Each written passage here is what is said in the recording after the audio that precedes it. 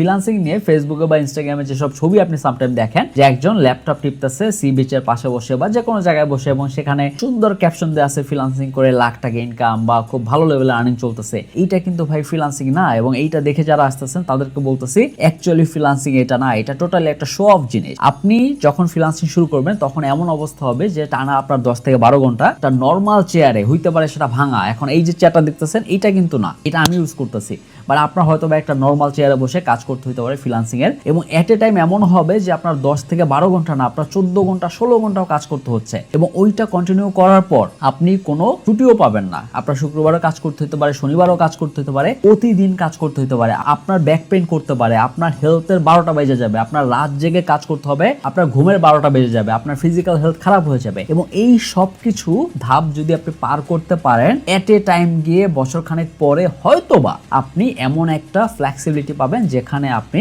C বিচে বসেও কাজ করতে পারবেন, আপনি পাহাড়ের চূড়ায় গিয়েও কাজ করতে পারবেন। বাট এখন আমি যদি শুরুতে আপনাকে লোভ দেখাই যে আপনি বিজনেস শুরু করেন, আপনি তো দেশ বিদেশ ঘুরবেন শুধু, এটা আমি শুরুতেই বললে সেই লোভে পড়ে তো আপনার বিজনেস করা উচিত না, রাইট?